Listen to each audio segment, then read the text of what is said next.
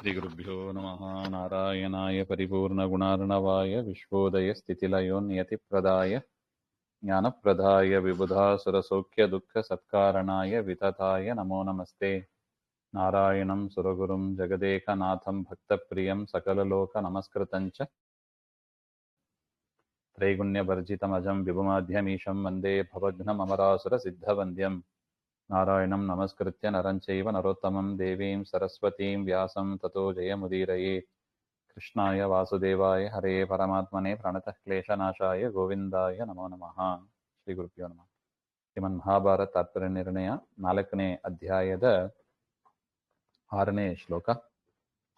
ಅನುಗ್ರಹಾರ್ಥಂ ಸ ಋಷೇರವಾಪ ಸಲಕ್ಷ್ಮಣೋಸ್ತ್ರಂ ಮುನಿತೋ ಹಿ ಕೇವಲಂ ಭವಂದಿರೇ ಬ್ರಹ್ಮಮುಖಾ ಸ ಸುರೇಶಾಸ್ತಮಸ್ತ್ರ ರೂಪ ಪ್ರಕಟ ಸಮೇತ್ಯ. ಹಿಂದೆ ನೋಡಿದಂತೆ ವಿಶ್ವಾಮಿತ್ರರು ಅಲ್ಲಿಗೆ ಬಂದರು, ರಾಮಲಕ್ಷ್ಮಣರನ್ನ ಕರೆದುಕೊಂಡು ಹೋದ್ರು ಹಾಗೆ ಅಂತ. ಸಿದ್ಧಾಶ್ರಮಕ್ಕೆ ಹೋಗಿ ಪೂಜಿತರಾದ್ರು.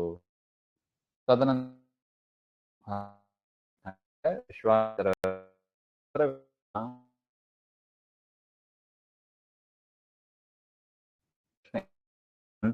ಉಪದೇಶದಿಂದ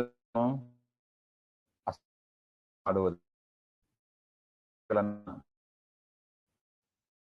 ಅದು ದೊಡ್ಡ ನಾವು ಶಕ್ತಿಯನ್ನು ಕರೆಸಿ ಅದರಲ್ಲಿ ಯಾವ ಹುಲ್ಲಲ್ಲೋ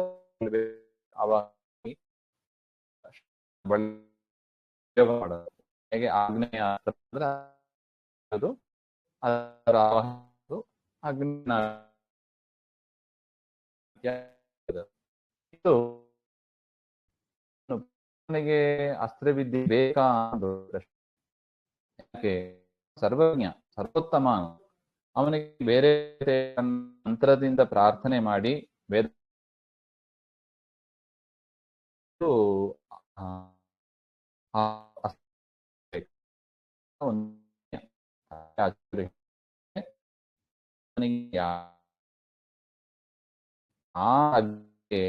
ಸುಡುವ ಪರಮ ಅವನಿಗೆ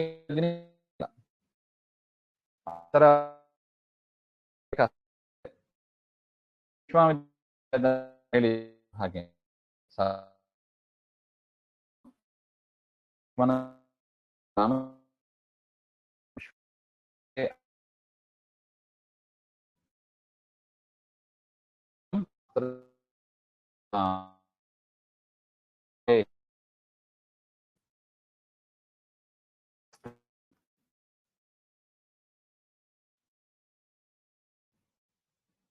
ಅಸ್ತ್ರರೂಪಾಹ, ಆ ಅಸ್ತ್ರಗಳನ್ನ ಉಪದೇಶ ಮಾಡಿದರೆ ಆ ದೇವತೆಗಳೇ ಸ್ವತಃ ಆ ಮೂರ್ತಿ ಬಂದು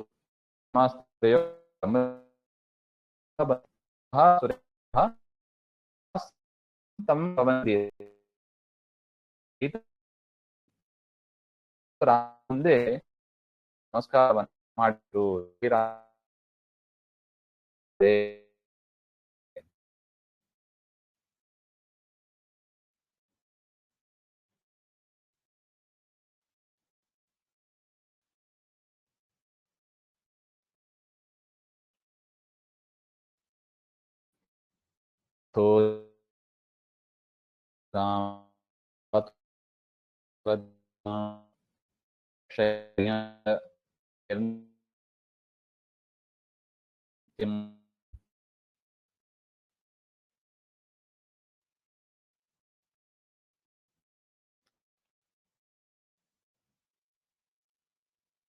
अतः जगान आशु शरेण ताटकां वरार्धः मुनिः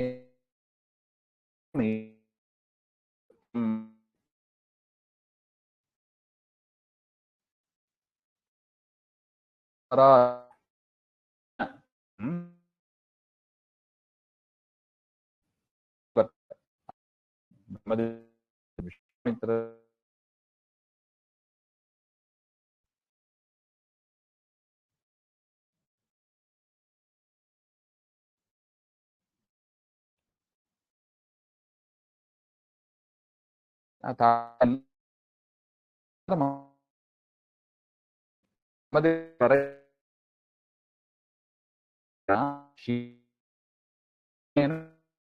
ಹಾಗೆ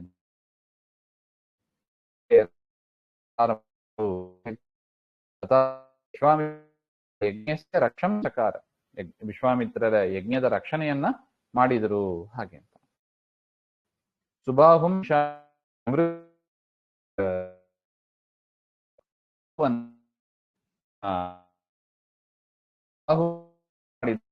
ಆರ್ಯನನ್ನ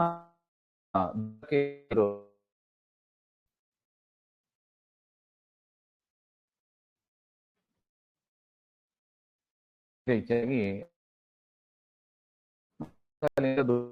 ಮುಂದೆ ಪಾಪ ಮುಂದೆ ಅಮ್ಮನನ್ನ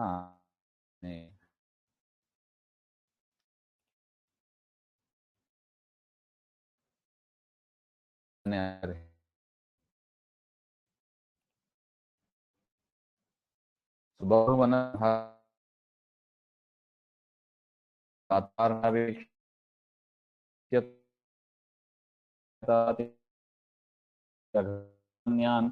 ರಜನೀಚರಾನಥ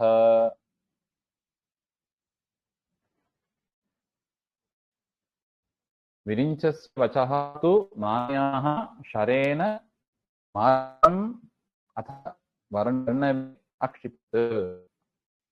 ಬ್ರಹ್ಮದೇವರ ರೈತಂತೆ ಸುಬಾಹುವಿಗೆ ಮಾರೀಚನಿಗೆ ಉಪಸಾರ ಆಯಿತು. ಆ ಮಾರೀಚನಿಗೆ ಬ್ರಹ್ಮದೇವರ ವರ ಇತ್ತು, ಅದರಿಂದ ಸಂಹಾರ ಮಾಡಲಿಲ್ಲ. ಆ ಬ್ರಹ್ಮದೇವರ ಮಾತಿನ ಮೇಲಿದ್ದ ಒಂದು ಗೌರವದಿಂದ ಮಾರೀಚನ ಸಂಹಾರ ಮಾಡದೆ ಅರ್ಣವೇ ಅಕ್ಷಿಪತ್, ಸಮುದ್ರದಲ್ಲಿ ಪರಮಾತ್ಮ ತೇಹಿ ತಸ್ಯ ಅವಧ್ಯ ತತ್ತ. ಅವರಿಂದ ಬ್ರಹ್ಮದೇವರು ವರವನ್ನು ಕೊಟ್ಟಿದ್ದಾರೆ. ಬ್ರಹ್ಮದೇವರ ಮೇಲೆ ಇದ್ದ ಒಂದು ಅವ್ರ ಮೇಲೆ ದಯ, ಬ್ರಹ್ಮದೇವರನ್ನ ಆ ಮಾತು ಅಷ್ಟು ಬೇಗ ಅದನ್ನ ಹಾಕಬಾರದು ಅಂತ ಪರಮಾತ್ಮನ ಒಂದು ಇಚ್ಛೆ, ಇದು ತಾನೇ ಕೊಟ್ಟಿರ್ತಾನೆ. ಅದರಿಂದ ಬ್ರಹ್ಮದೇವರು ಅಂದ್ರೆ ಪರಮಾತ್ಮನಿಗೆ ಅತೀ ಪ್ರಿಯರಾದವರು. ಅಂತ ಪ್ರಿಯರಾದವರ ಮಾತನ್ನ ಮಾರೀಚನ ತದ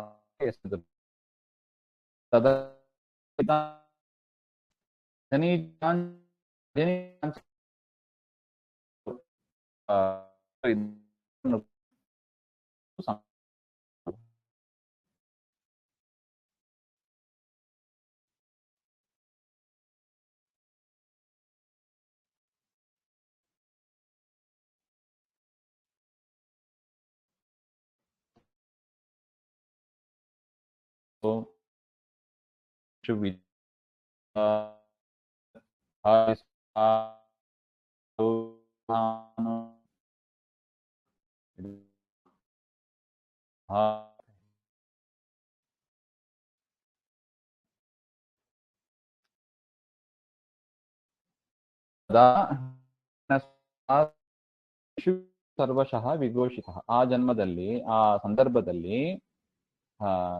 ವಿದೇಹ ದೇಶದ ರಾಜ ಜನಕ ಆ ಜನ ಅಂದ್ರೆ ಅನೇಕ ಕಡೆ ಹೇಳ್ತಾರ ಅದನ್ನ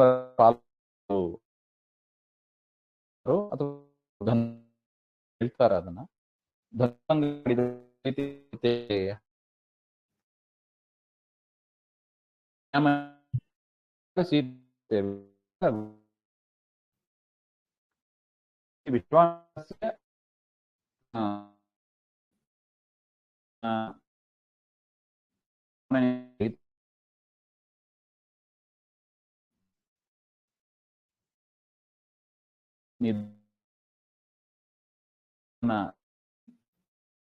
ಸ್ವಯಂವರ ನಡೀತಾ ಇದೆ ಎಂಬ ವಿಚಾರವನ್ನು ಕೇಳಿ ತಾನಲ್ಲಿ ಹೋಗಬೇಕು ಅಂತ ನಿಶ್ಚಯಿಸಿ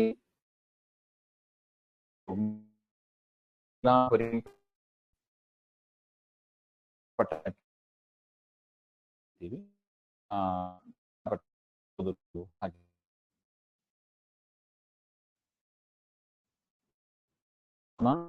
ರಾಮಚಂದ್ರ ವಿದೇಶ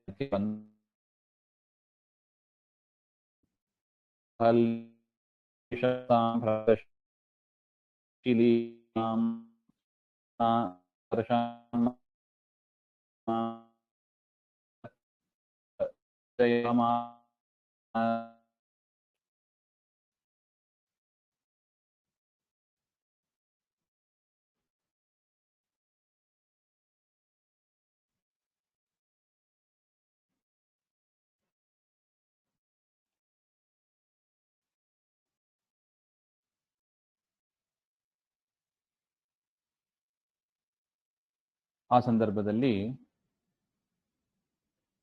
ಗೌತಮರಿಂದ ಶಪಿಸಲ್ಪಟ್ಟ ಕಲ್ಲಿನಂತೆ ಇದ್ದ ಅಹಲ್ಯೆಯನ್ನ ನೋಡಿ ಪರಮಾತ್ಮ ದರ್ಶನ ಮಾತ್ರದಿಂದ, ರಾಮದೇವರ ದರ್ಶನ ಮಾತ್ರದಿಂದಲೇ ಅವಳು ಮನುಷ್ಯ ರೂಪವನ್ನ ತಾಳಿದರು ಅಂತ ಹೇಳ್ತಾರೆ.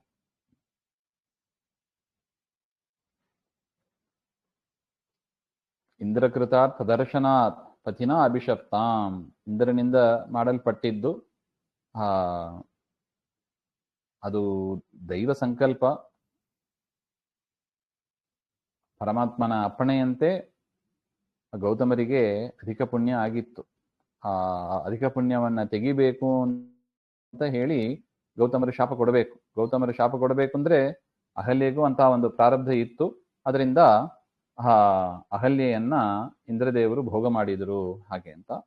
ಅದರಿಂದ ಗೌತಮರು ಶಾಪ ಕೊಡ್ತಾರೆ. ಅದರಿಂದ ಅವರ ಪುಣ್ಯ ಕಡಿಮೆ ಆಯಿತು ಹಾಗೆ ಅಂತ. ಅದರಿಂದ ಇಂದ್ರದೇವರಿಗೆ ಪಾಪ ಬಂದಿಲ್ಲ ಅಂತಾನೆ ಹೇಳ್ತಾರೆ.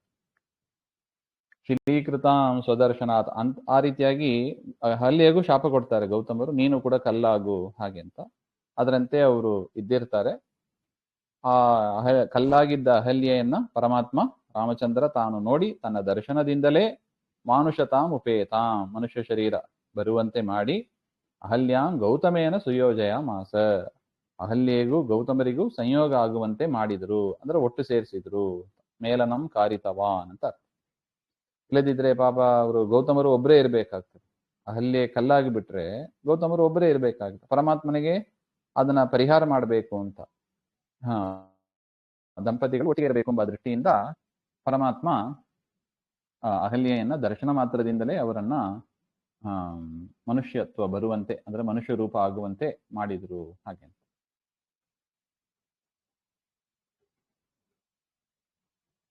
ಮುಂದಿನ ವಿಚಾರ ಮತ್ತೆ ನೋಡೋಣ. ಶ್ರೀಮದ್ ಭಾಂತರ್ಗತ ಶ್ರೀಕೃಷ್ಣ ಅರ್ಪಣಮಸ್ತು. ಶ್ರೀ ಹರೇ ನಮಃ.